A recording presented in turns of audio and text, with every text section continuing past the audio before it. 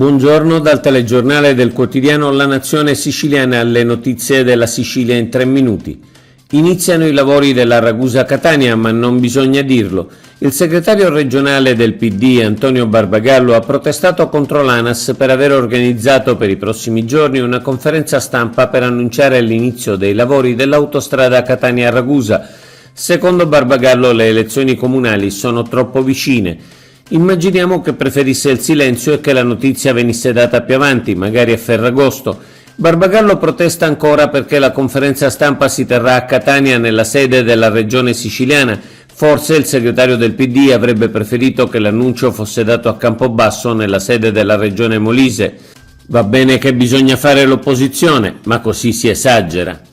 PNRR e fondi europei, un'unica logica di spesa. L'Associazione Costruttori Edili della Sicilia concorda con l'impostazione del ministro Fitto di una visione comune tra fondi del PNRR e risorse europee, compresi fondi sviluppo e coesione, e sulla necessità di discutere con ogni regione una riprogrammazione dei fondi.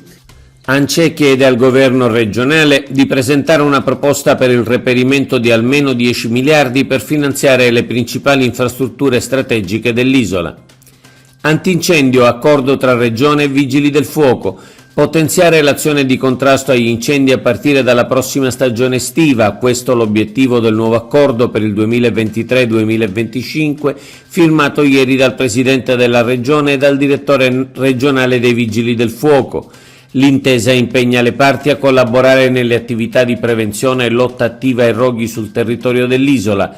La regia di tutte le operazioni sarà affidata alla sala operativa unificata della Regione. Speranze per la cardiochirurgia pediatrica a Taormina.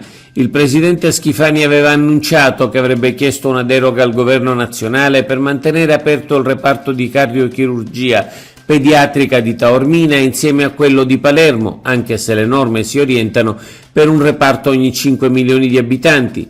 Schifani ha subito avviato un'interlocuzione con il ministro della Sanità Orazio Schillaci, il quale ieri a Catania ha detto che sta esaminando la questione e che conta di trovare sicuramente una soluzione nell'interesse dei pazienti.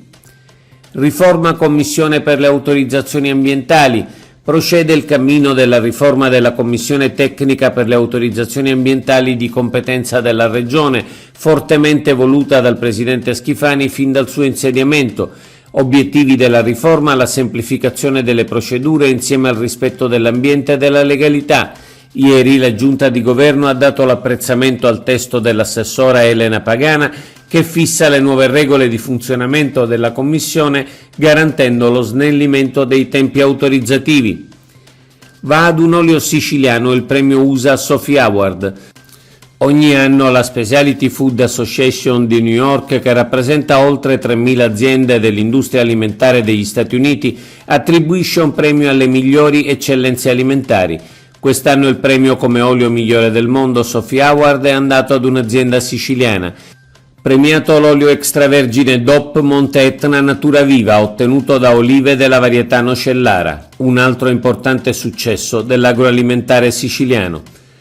Oggi è tutto. Per l'informazione della Nazione Siciliana notizie.sicilia, il nostro sito è www.lanazionesiciliana.eu.